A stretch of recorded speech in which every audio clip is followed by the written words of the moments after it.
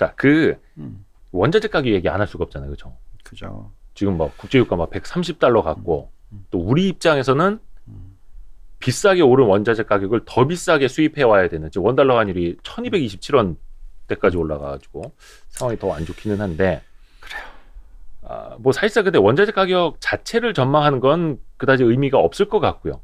네. 그죠? 되는 것도 아니고 음. 그러면 이게 어떤 뭐 금리의 방향성, 속도, 어떤 뭐 경기의 높낮이를 얼마나 좌우할 것인지를 좀 우리가 같이 살펴봐야 될 텐데요. 자, 우선 원자재부터 봅시다. 그러면. 네. 자, 이걸 지금 띄우면은 스크린이 이상하게 떠가지고 제가 네, 어떤 거요? 이렇게 하면은 화면이 잘 떴다. 뜨는구나. 네네네. 네. 이게 오늘 근데 저기 오디오 많이 높여주셔야겠다. 우리 저 유동원 본부장님이 목소리에 기력이 없어요? 하나도 없으세요. 괜찮아요. 자, 지금 유가 지금 현재 시점에서 오늘 또 올랐죠. 네. 지금 보면 125달러 WTI 기준으로 125입니다. 네. 그 아침에 시작을 130으로 시작을 하더라고요.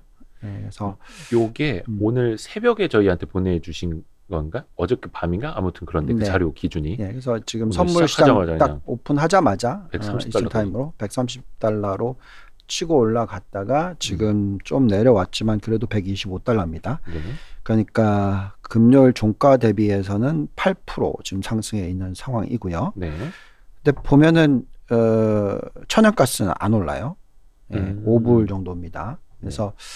그래서 이제 유가만 놓고 보면은 이제 다들 걱정을 하실 수밖에 없는 상황이죠. 네. 특히 이제 제조 강대국 같은 경우에 우리나라나 중국, 그다음에 뭐 대만, 일본 등등이 실질적으로 뭐 석유를 생산하는 국가는 아니잖아요. 그렇죠. 물론 가공을 해서 다시 되팔고 하는 건 하고 있지만 네.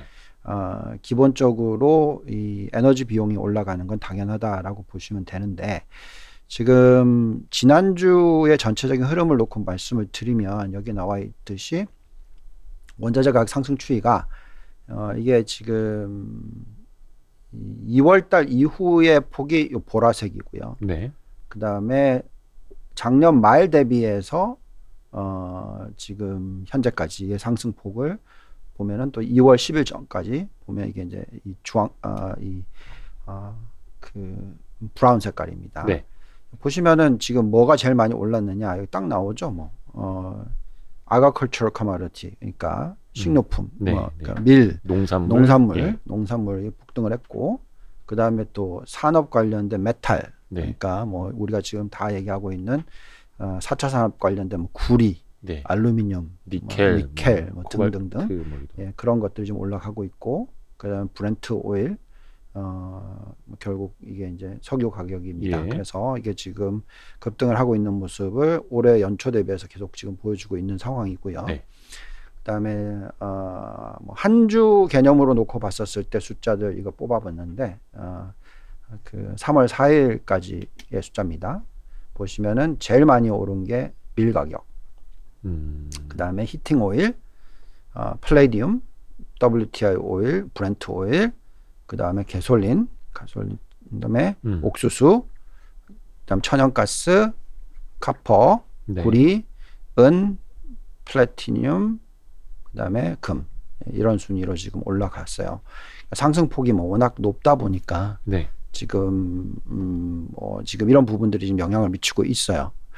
자, 그래서 이제 결국은 두 가지 요소로 보시면 되겠어요. 그러니까 이번에 지금 일어나고 있는 것 중 물론 다른 것들도 있지만 이제 가장 크게 지금 나타나고 있는 게 러시아와 우크라이나에서 생산을 많이 하고 그다음에 수출을 많이 하는 품목이 가장 많이 올라가고 있다. 그렇죠.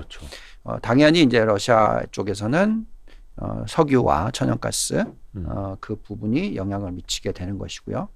그 다음에 우크라이나로 따지면 그 농산물 쪽, 농산물 쪽에서 그 아그컬처 쪽, 그러니까 위트로 따지면 밀로 따지면은 12%. 그다음 러시아 두 개 더하면 러시아와 우크라이나 둘 다 더하면 28%. 그러니까 전 세계 밀 생산량에. 그렇죠. 그래서 수출 비중에서 그 정도를 차지하는 게 중요하다.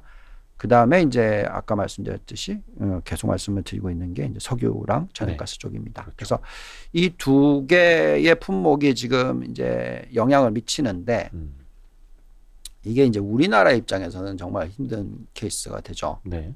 근데 이제 미국을 놓고 보면은 미국이 수출국이잖아요. 네. 그죠? 석유 수출국이고 그 다음에 밀 생산 뭐 탑4 안에 들죠. 네.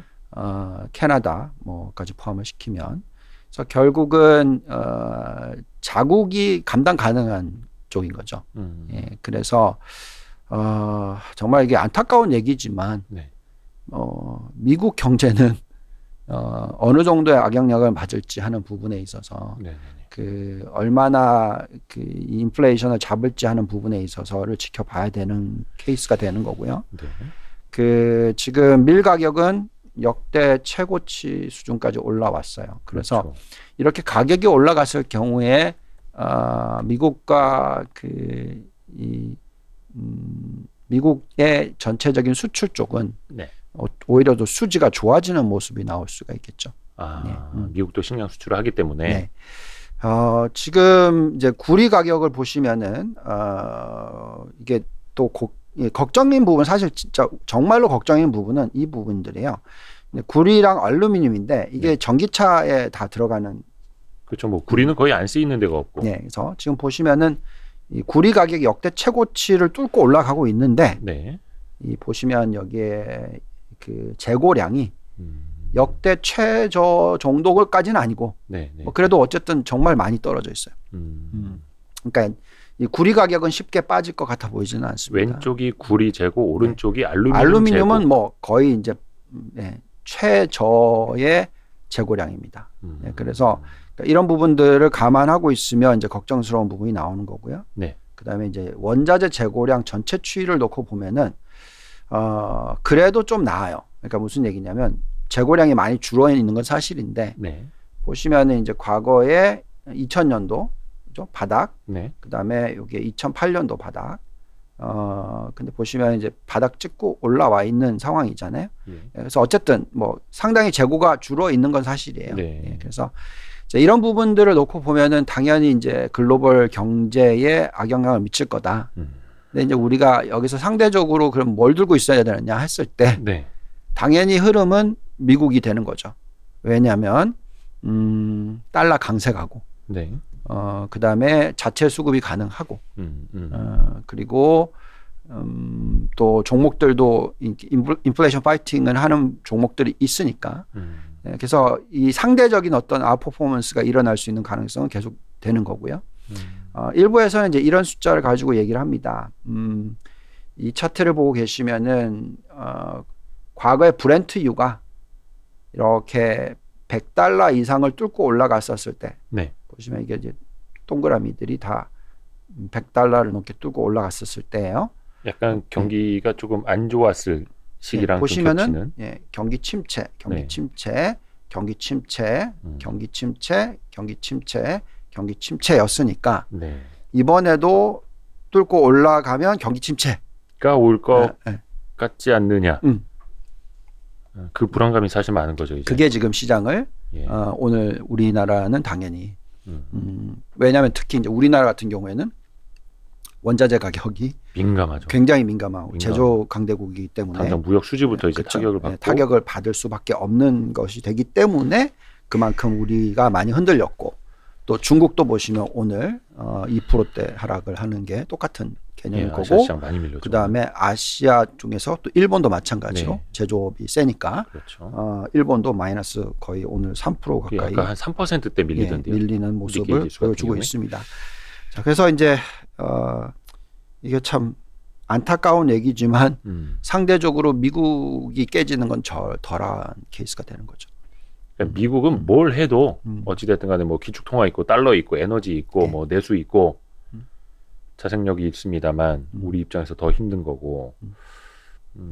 자, 그다음에 이제 그나마 이제 저희가 또 미국에 대해서 인플레이션에 있어서 미 연준이 어떤 식으로 나올지에 생각을 해보면 금리를 빨리 안 올릴 거다라고 생각을 하고 있는 이유를 뭐 들자면 네. 어쨌든 우선은 그 CRB 인덱스라는 게 있어요. 네. CRB 인덱스라는 것은 19개 원자재 가격을 이다 지수화한 거. 지수화한 숫자인데 네. 여기에 나와 있듯이 보시면은 과거에 산업재 버블이 일어났었던 2007년, 2008년도의 고점은 그냥 전 세계적으로 다 일어났던 때예요. 네네네. 그러니까 이게 그때 미국 쪽도 마찬가지고 워낙 수요가 셌고 네. 그 수요가 셌던 부분이 워낙 부동산 개발이 많이 일어났던 때이고 네. 그 다음에 설비 투자 개념으로 따지더라도 매출액의 거의 11% 이상 12% 가까이를 투자를 엄청나게 하던 때예요. 그래서 나타났던 이 가격 상승이었고 그 다음에 또 2011년도 마찬가지로 이때는 특히 중국 쪽에서 중국이 워낙 그 설비 투자를 많이 했었고 부동산 부양 정책을 썼었고 기억나시죠? 네. 예, 그래서 그때 그게 이제 과열로 일어났던 현상입니다. 근데 이제 지금 나타나고 있는 원자재 가격의 상승은 그때보다는 덜하죠. 얼마냐면 지금 320 정도까지 올라왔는데 네. 과거의 고점이 480이었고 거의 한 390 정도 돼요. 380 정도. 네. 여기서 지금 잘 생각해 보시면은 이게 올라가고 있는 거는 이 수요의 증가라기보다는 네. 공급 차질에 의한 현상이다라는 거죠. 그렇죠. 네. 뭔가 경기가 과열된 것도 아닌데 글로벌리하게 이제 좀 전쟁 때문에 그런 네, 거니까. 그렇죠. 자, 그래서 이 부분을 놓고 보면은 미국이 비축률을 풀고 그다음에 미국이 이 생산 설비를 늘리는 것보다는 네. 리그 카운트를 늘리는 방법, 그러니까 즉 이제 메인터넌스를 높이는 거죠. 그래서 보시면 미국 전체 리그 수에 영향을 미쳤던 시대와 비교했었을 때 지금 월등하게 낮은 수준이에요. 현재 시점에서. 그러니까 시추, 예, 시추와 시추하는 게 관련된 650개 장비들. 정도. 네. 그다음에 석유 리그로만 따지면 석유만 따지면 석유 석유만 가격이 따지면 522개. 522개밖에 안 되죠. 네. 그래서 제가 볼 때는 여기에 이걸 공급을 늘릴 수 있는 가능성이 생기고 있는 거죠. 근데 이게 뭐 물론 이제 워런 버핏도 이제 에너지 기업에 투자를 좀 늘렸다라고 이야기를 하던데, 네. 근데 에너지 기업 입장에서는 이게 돈이 된다.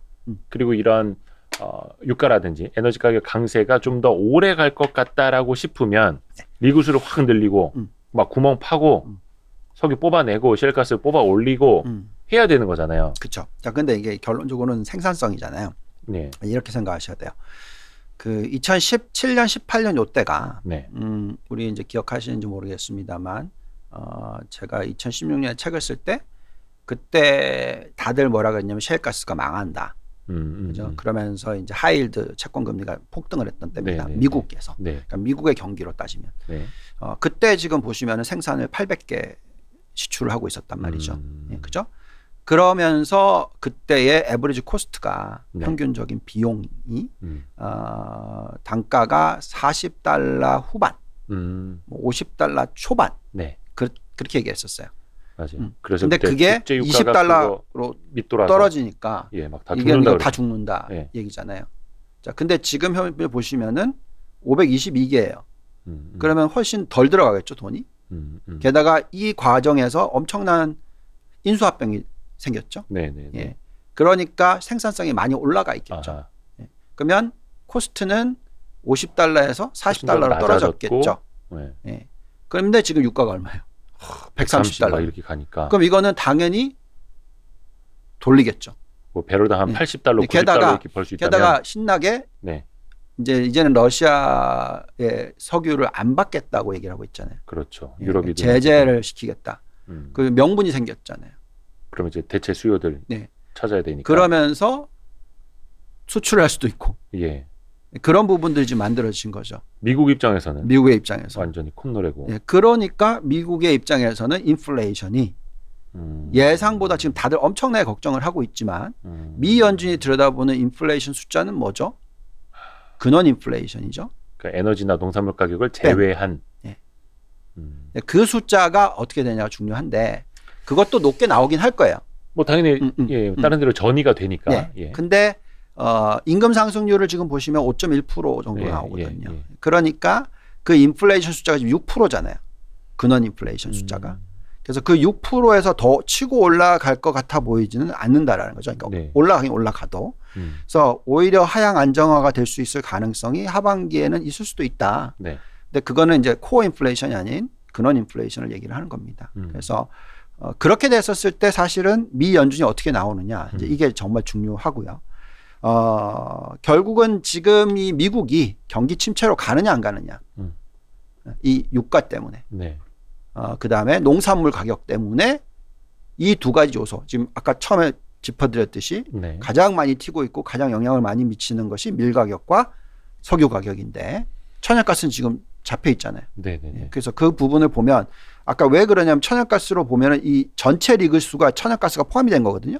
아, 예. 보시면은 뭐 워낙 밑에 있으니까 네. 미국산 천연가스가 당연히 수출을 하게 많이 팔 수만 있다면 그걸 추진해 왔던 거고 네. 유럽 쪽으로 보내는 것들도 추진할 거고 그죠.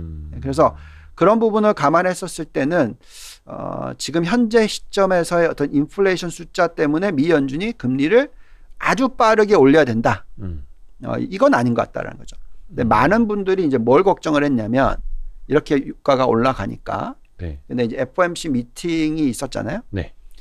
그 미팅, FOMC 미팅이 아니라 저기 그 히어링이었나 봅니다. 그죠? 청문회. 예, 청문회였나 보죠. 그래서 그때 그 파웰 의장이 했던 말 중에서 네. 그 질문이 나왔는데 예. 볼커가 했던 아. 엄청나게 금리를 빨리 올려서 인플레이션 파이팅을 했던 네. 시대를 예. 비교를 하면서 이제 그렇게 해야 되는 게 아니냐라는 질문이 나왔었을 때 파웰 의장이 그분을 존경한다는 얘기를 했고 네. 그 파웰이 약간 매파적인 성향을 옛날에도 띄었었기 때문에 네. 네. 인플레이션 관련해서 금리를 굉장히 빨리 올려야 되는 게 아니냐라고 지금 사람들이 걱정을 한 거거든요. 그러면서 금요일날 시장을 빠뜨렸고 네. 또 지금도 선물이 2% 정도 나스닥 기준으로 1.8% 2% 뭐 이 정도 지금 빠지고 있습니다. 1.8% 네. 빠지고 있네요. 나스닥 선물. 네. 네.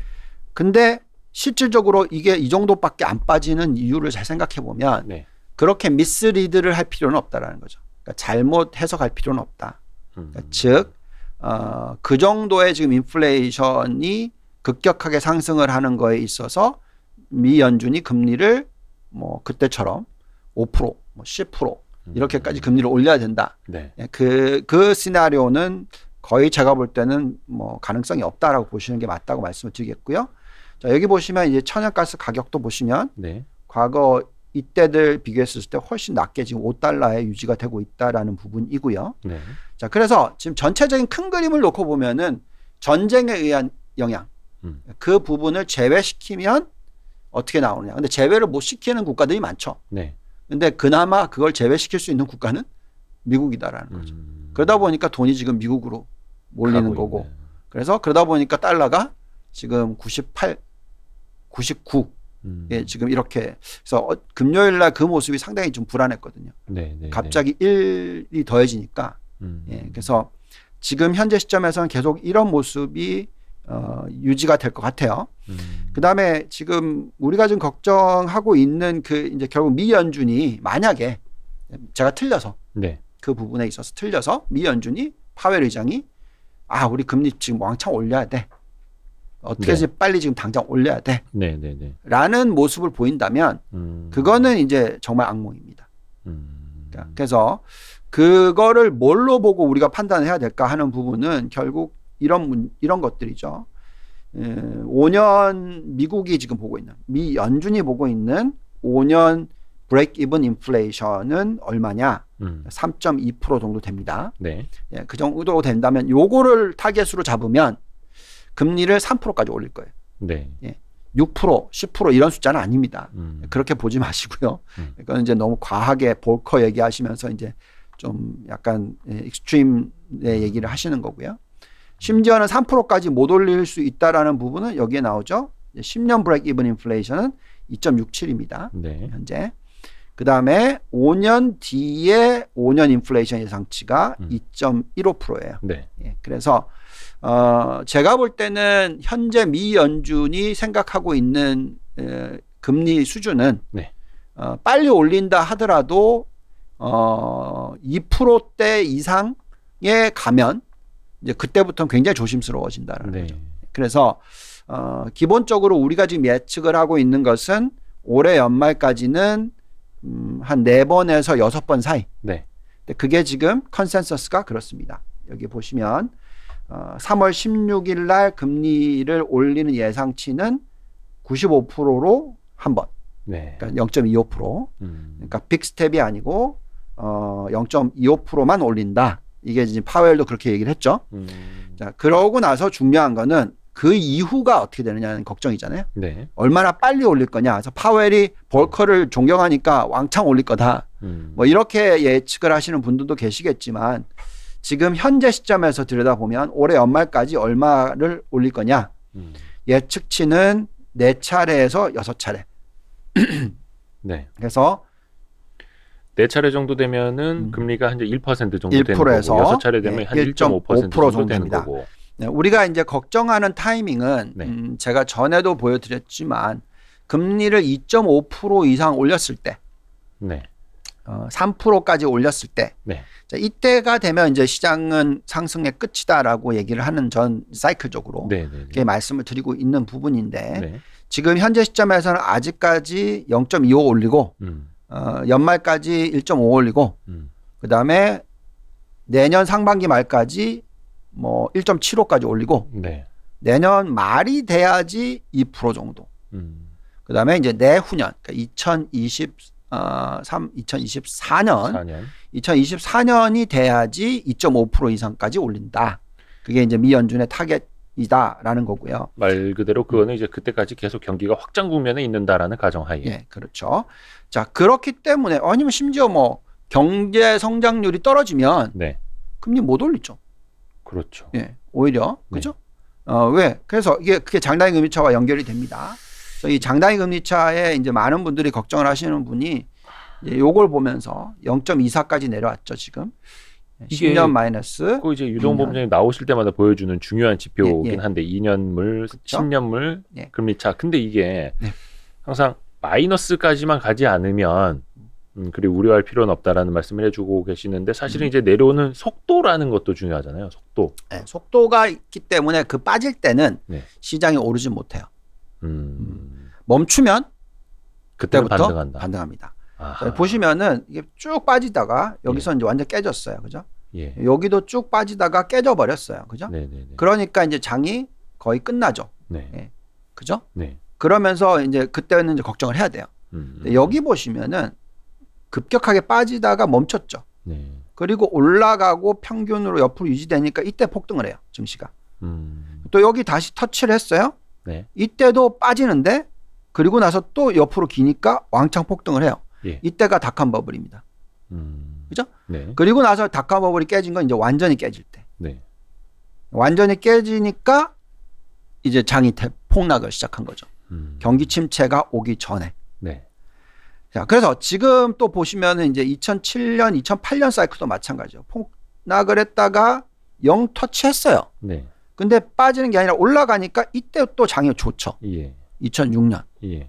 그리고 여기서 이제 완전히 이때까지 가고 나서 이제 깨지죠. 그래서 지금 현재 시점에서는 여기도 터치를 했어요. 그러면서 이렇게 살 올라가니까 시장이 어떻게 됐죠? 코로나19 터지기 전까지 네. 많이 올랐죠. 네네.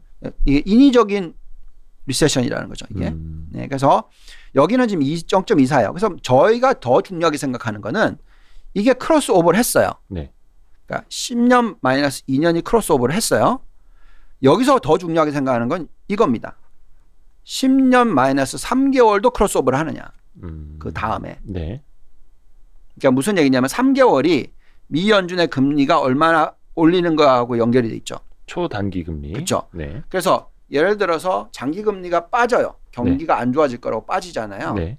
그러면 2년도 벌써 올라가 있었을 테고 그러니까 이제 이게 크로스가 됐어요. 네. 그렇죠. 미 연준이 거기에 캐치업을 시켜서 네. 올리느냐 네. 하는 거잖아요. 네. 안 올리잖아요. 네. 안 올리면은 그게 0으로 안 가는 거죠. 근데 올리면 0으로 가는 겁니다. 그죠? 장단기 금리 네. 차가. 그렇죠? 네. 그래서 3개월이 0으로 갔어요. 여기 보시면 거기 보시면 4번이 있어요. 네 번이 다 보시면은 0%가 되니까 바로 리세션이 옵니다. 네. 그죠? 네. 네. 그러니까 결국 무슨 얘기냐면 경기 침체를 도달하는 거에 있어서 10년 마이너스 2년, 그 다음에 10년 마이너스 3개월도 0으로 가면 네. 그때 경기 침체가 1년 반 지나면 온다는 거죠. 근데 그거는 이제 내려가고 있는 국면에서 섣부르게 그러면은 그러니까 에쿼티 주식 자산을 막 비우거나 이럴 필요는 없다라는 말씀이신 그렇죠. 거고. 그래서 지금 현재 시점에서 보면 현재는 이렇게 빠졌어요. 그죠? 네. 여기서 이제 멈추고 이 10년 마이너스 3개월짜리가 떨어지지만 빠르게 떨어지지 않고 옆으로 가는 모습이 나오면 네.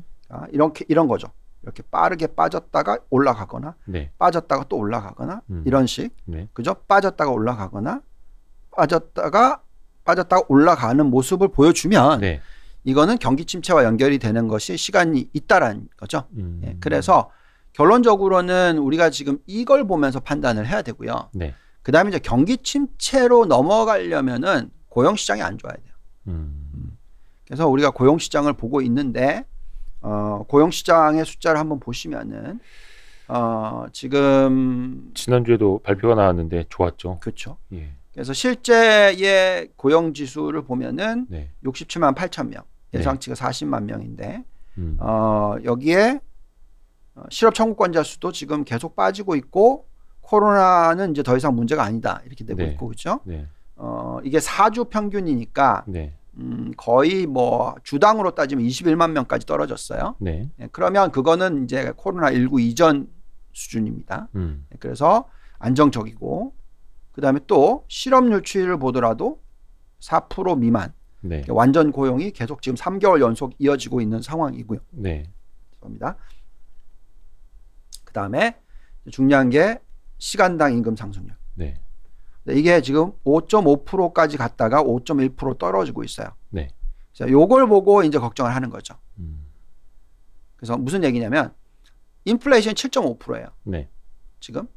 근데 임금 상승률이 5.1%밖에 안 돼. 네. 그걸 못 미치고. 그러면 결국은 무슨 말이냐면 구매 능력은 떨어지는 거죠. 구매력이 떨어지니까 또 침체를 불러오는 거 그래서 아니냐. 침체를 불러오는 게 아니냐. 네, 네. 이 걱정을 하는 거죠. 그렇지만 5.1% 정도의 임금 상승률은 상당히 높은 편이에요. 네. 예. 누가 임금을 한 해에 막 8%씩 올리는 것은 쉽지 않죠. 당연히. 벌써 그 전체 금액으로 따지면은 벌써 7%대까지 올라가 있어요. 예. 그래서 현재 시점에서 8%가 보통 피크더라고요. 예. 그래서 현재 시점에서 충분히 그럴 수 있다고 저는 생각하고요. 네. 그 다음에 더 중요한 것은 임금 상승률이 5%고 인플레이션 7.5%라고 하더라도 근원 인플레이션이 중요하다고 말씀드렸잖아요. 네. 6%예요. 큰 차이가 없죠. 여기에 지금 저축률이 높아요. 네. 여기에 또 가계 부채 비율이 낮아요. 네.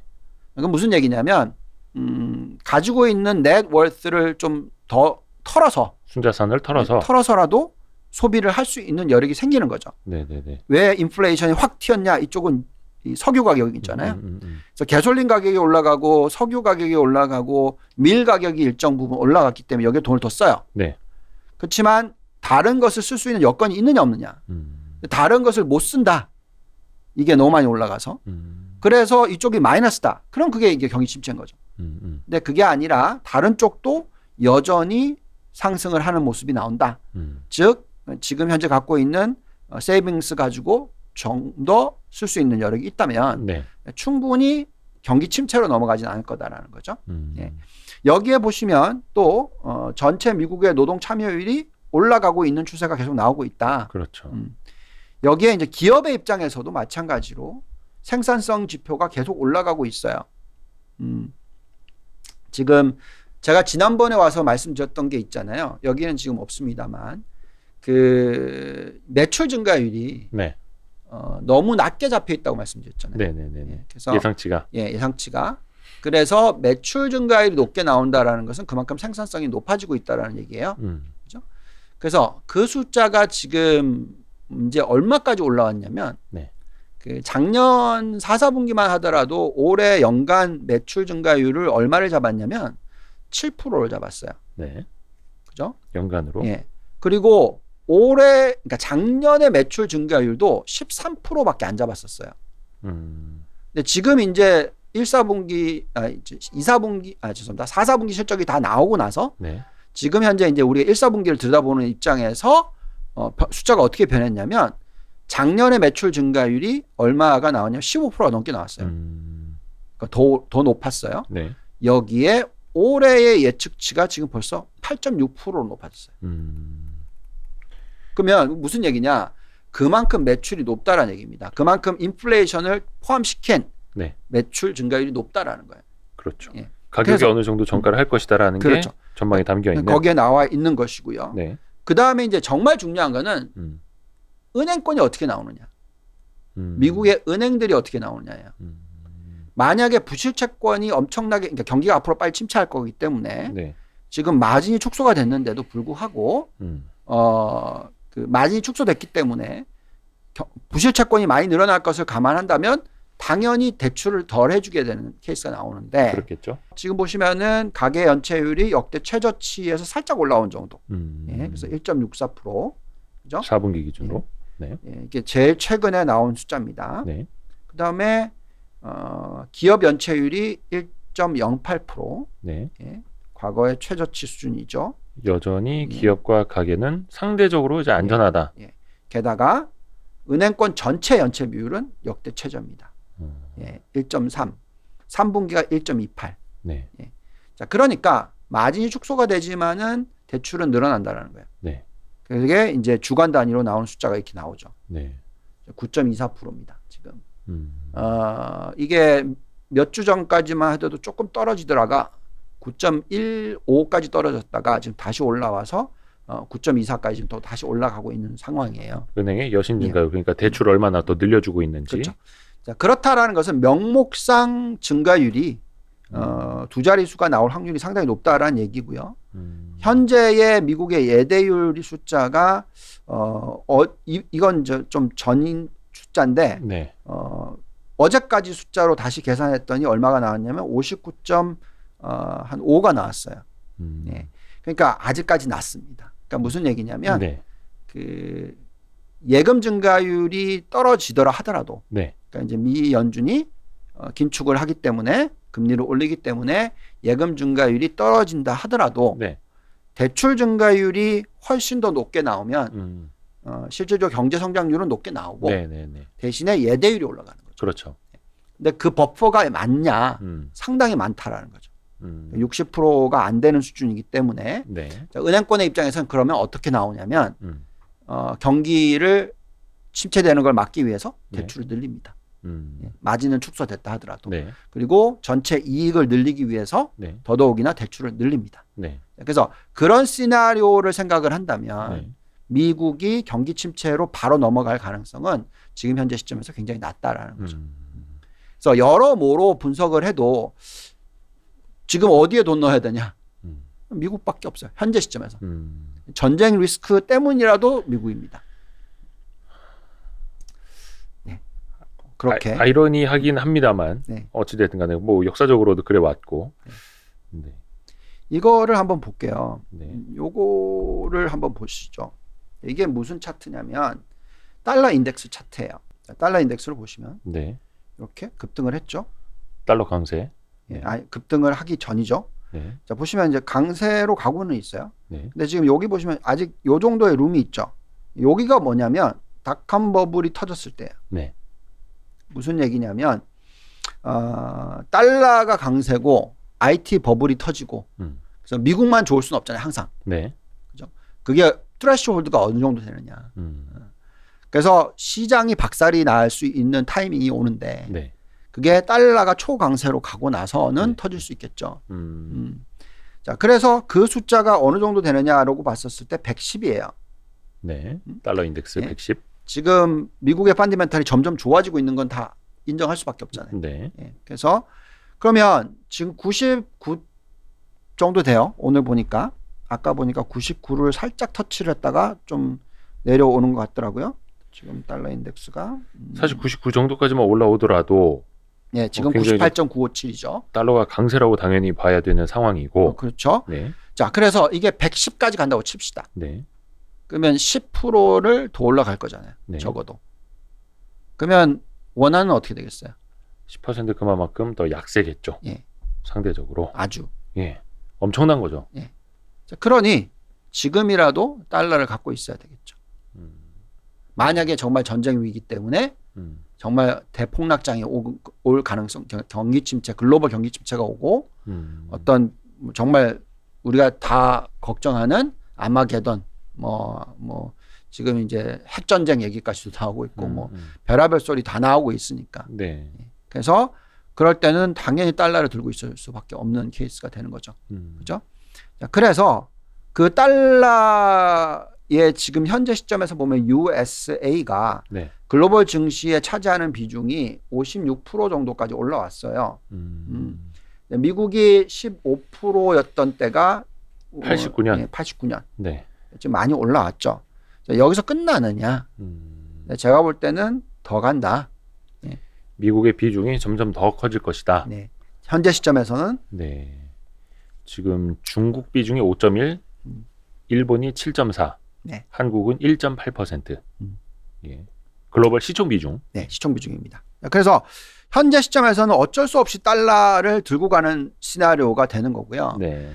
많은 분들이 이제 이런 얘기를 하세요. 그럼 결국 다 망하는 거 아니냐? 네. 뭐 미국만 잘 나갈 수 있냐? 그렇게 얘기를 하는데 그렇게 계산하기라면 이제 글로벌 부채 때문에 망해야 돼요. 네. 글로벌 부채 때문에 망해야 된다는 건 무슨 얘기냐면 네. 금리를 막 올려야 돼요. 너무 부채가 많으니까 네. 그거에 돈을 갚아야 되는 거 아니야? 이렇게 생각하면서 네. 원금 못 갚을 거니까 너 금리 올려줘야지. 이렇게 얘기가 할 수 있는 거잖아요. 네.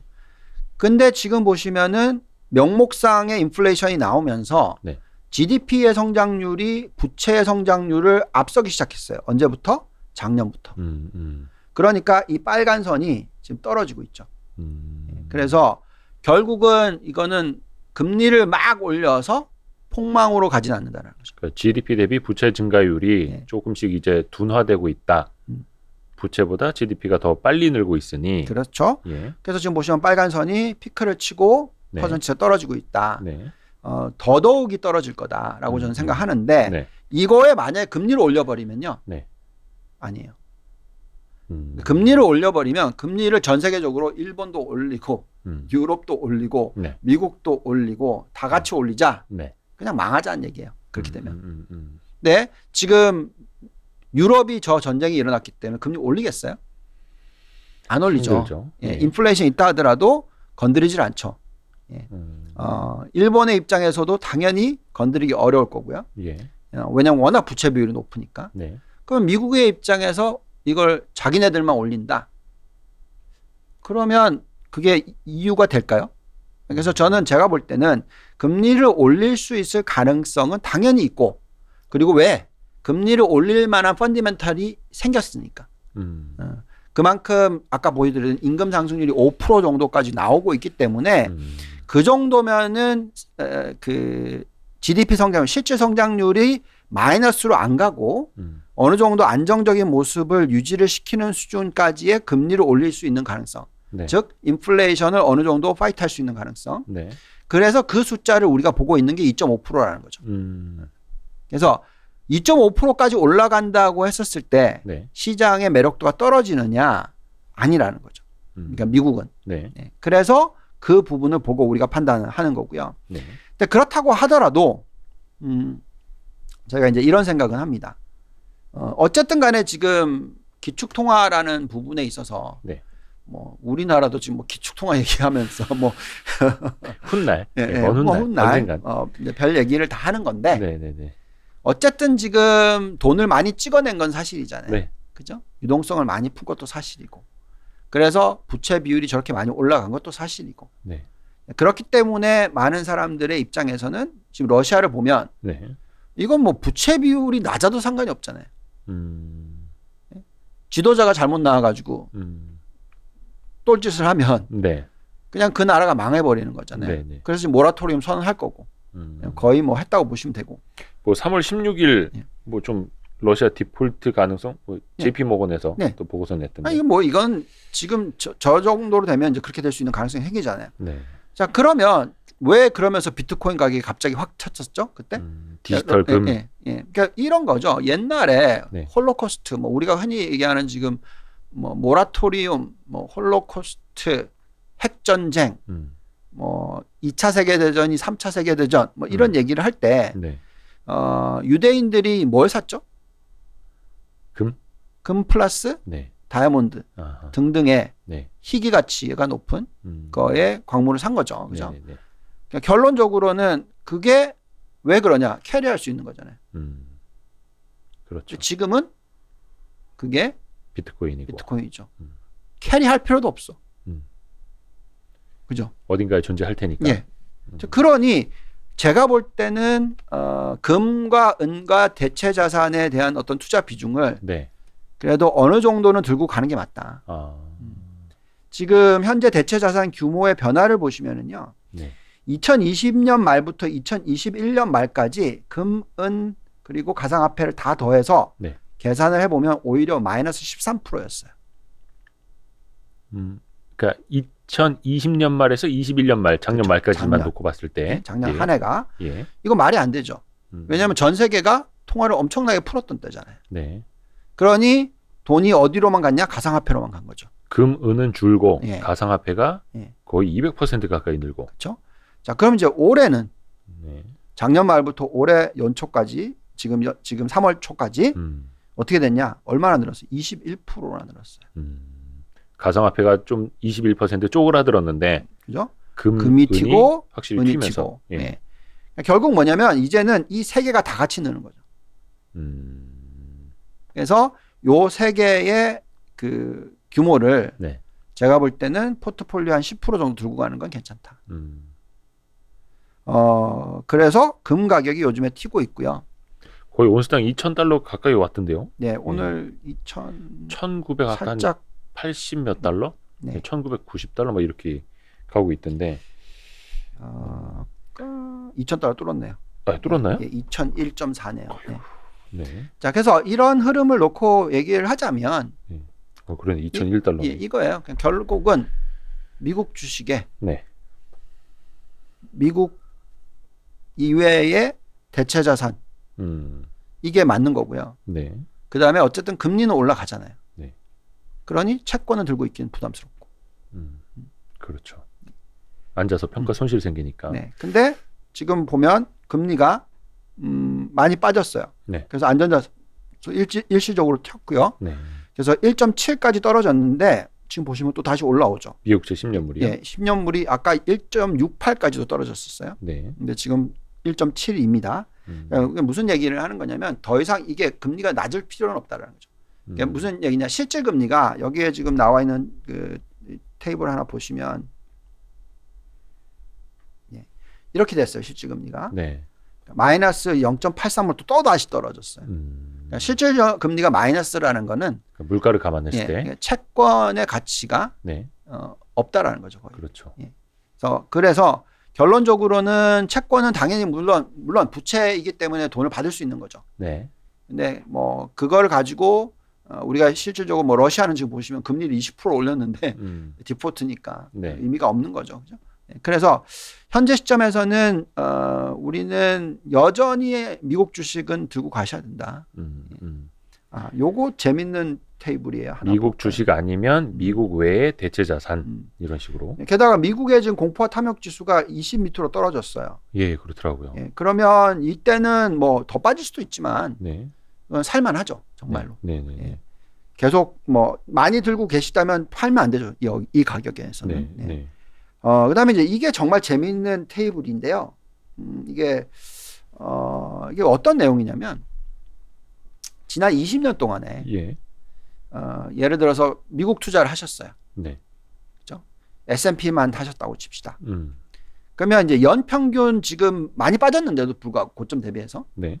연평균 수익률로 계산을 하면 연간 복리로서 9.4%의 수익률이 나와요. 네. 그럼 무슨 얘기죠? 복리 20년이에요. 예. 9.4%. 그럼 집 사실 수 있겠죠. 어마어마한 거죠. 예, 그죠? 당연히 집을 살 수 있겠죠. 네. 자, 근데 문제는 20년 내내 들고 있었어야 돼요. 단 한 번이라도 안 빠져나오셨어야 돼요. 근데 만약에 지금 타이밍을 잘 잡겠다 생각해서 네. 미국은 지금 덜 빠졌어. 그러니 미국은 한 번 더 빠질 거야. 그래서 네. 내가 지금 팔고 더 빠지고 나면 다시 살게. 네. 이런 전략을 썼다고 칩시다. 예. 근데 맞을 수도 있지만 틀릴 확률이 더 높겠죠. 왜냐하면 지금 공포 탐욕 지수가 17에 와 있는데, 그죠? 네. 네. 그게 무슨 얘기냐면 만약에 365일이 1년이잖아요. 네.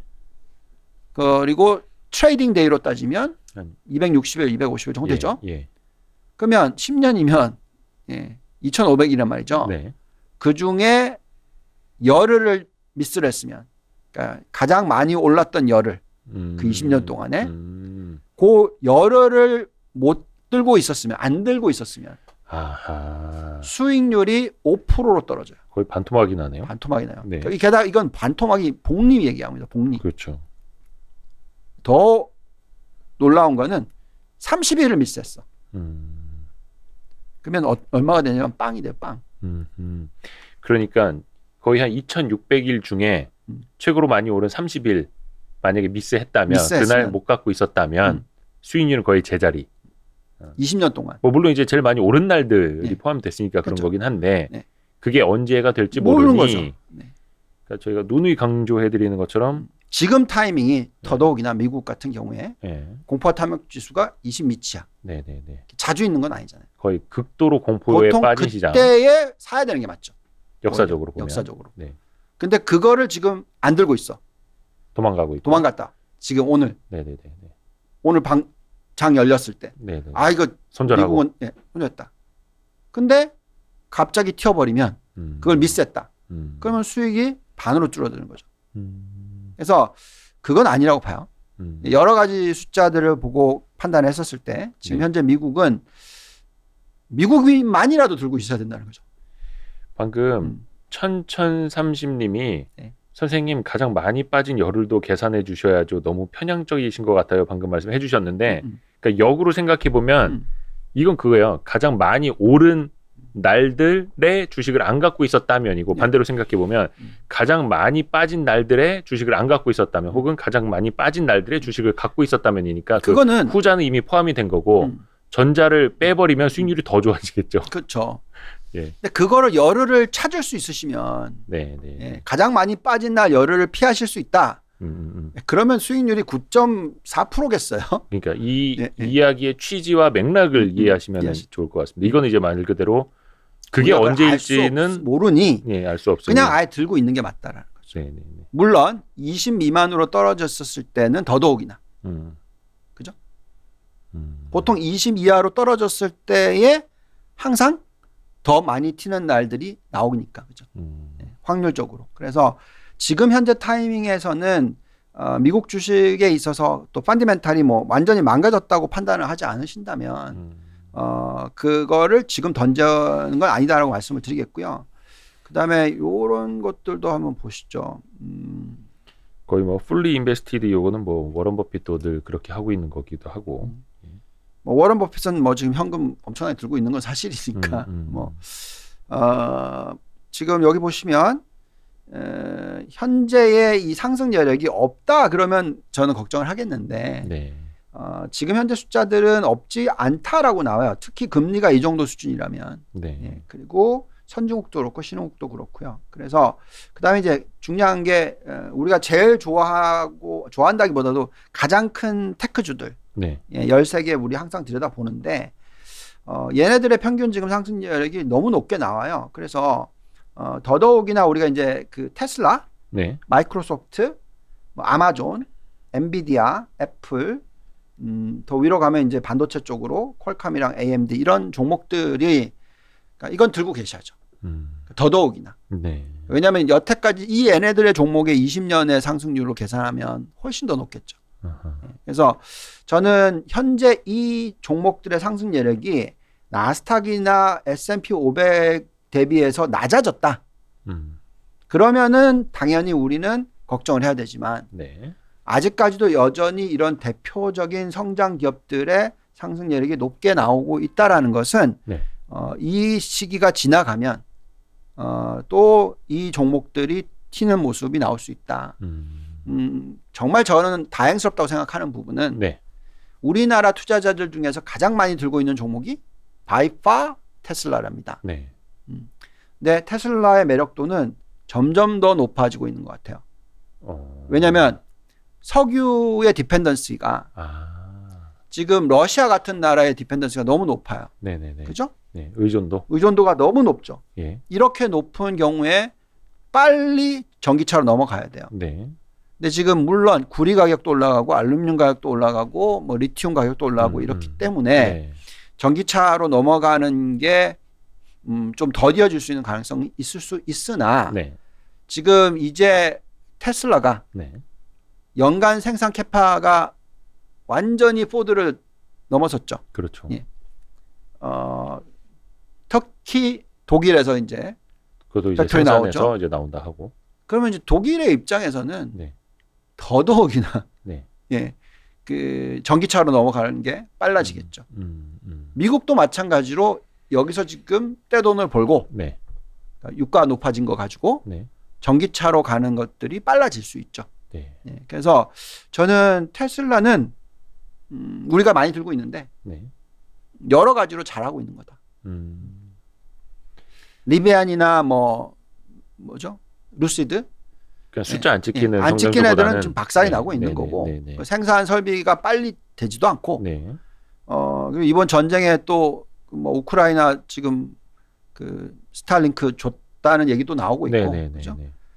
그리고 이번에 지금 이 러시아를 그만큼 압력을 가할 수 있는 이유가 지금 인터넷 그죠? 이런 부분을 가지고 전 세계가 보고 있으니까 그렇죠. 예. 러시아가 하는 짓들을 다 세계인들이 보고 있으니 그러니까 더더욱이나 영향을 미칠 수 있는 것이고 그래서 이쪽의 발전은 계속될 거니까 예, 그래서 전기차 부분에 있어서는 저는 당연히 좋다고 생각합니다. 물론 구리 가격 올라가고 알루미늄 가격 올라가고 리튬 가격 올라가고 그냥 배터리를 만들어내는 생산 차질이 있을 수 있는 부분은 네. 뭐 인정을 합시다. 예, 근데 그렇다 하더라도 전체적으로 부품이 차지하는 코스트가 워낙 낮다 보니까 네. 그래서 저희가 볼 때는 테슬라 같은 경우에는 영업 마진율이 월등하게 개솔린 차보다 높잖아요. 네. 예, 그래서 저는 현재 시점에서 이런 상황의 어떤 펀디멘탈이라면 우리는 그나마 미국 투자를 꽃피를 늦출 게 아니라 예, 계속적으로 가져가시는 게 맞다. 예, 다만 변동성을 견뎌야 한다. 그렇죠. 그리고 이 변동성은 우리가 매번 얘기했지만 올해는 네네네. 상반기는 있을 수밖에 없다고 계속 말씀을 드렸고 이렇게 전쟁까지 일어나 버리면 상반기에서 더 늦어지는 거죠. 그래서 9월 말까지도 변동성이 계속될 수 있다라는 부분이고 최악의 시나리오는 뭐였냐면 11월 중간선거까지였죠. 그게 이제 불확실성이 예. 이어지는. 그때 보시면 중간선거까지가 거의 플래시였잖아요. 네네네. 저희가 전에 보여드렸죠. 그러니까 연초 대비해서 네. 중간선거 있는 날까지의 예. 그 수익률이 기대 중이요. 과거 평균이 네네네. 거의 한 0%였어요. 그러니까 지금 15% 빠졌어요. 네. 빠졌으니까 거기까지 15% 정도 오르는 거죠. 그러니까 11월 말까지 돼야지 이제 빠진 걸 회복할 수 있는 가능성이 높다라는 거고. 보통 이제 빠진 기간 대비 한 2배의 시간은 더 걸린다라는 측면에서. 그렇죠. 예. 그러고 그 다음에 마지막 남은 11월, 12월 달이 뭐 한 달 반 정도 네. 더 올라가겠죠. 그래서 올해는 정말 힘든 한 해. 뭐 이미 시작할 때부터 우리가 예측을 했지만 네. 그거를 버텨내야 된다고 생각합니다. 근데 이제 올해 오늘도 이제 많은 분들 전화 오셨는데 네. 이거 정말 버티기 힘드네요. 그냥 다 던질래요. 하시는 분들이 지금 나와요. 예, 당연히 많이 나오죠. 예, 지금은 정말 아니죠. 아무튼 오늘도 예, 힘든 날이었는데 예, 감사합니다. 아닙니다. 뭐 최근 계속 힘들어지고 있는데 그 이번 주 수요일 날은 우리 그 쓰리고 라이브를 못 하죠. 예, 대선 때문에 또 이제 빨간 날이기 때문에. 저는 예, 사전 투표는 했습니다. 사전 투표 하셨고요. 어디 파란색 빨간색 없나? 요즘에 진행자가 파란색 빨간색 어디 뭐 쓰레빠만 신고 있어도 난리가 무슨 나더만요. 얘기만 해도 뭐 난리예요. 와, 노 코멘트. 여기 빨간색 있고 여기 파란색 있고 노란색도 있고 우리는 예 다양성 중립. 제 아침에 유튜브에도 막 댓글이 달리는 거 보면 너무 정치적인 댓글들이 많아서 유한타 증권 CI가 파란색인데 아,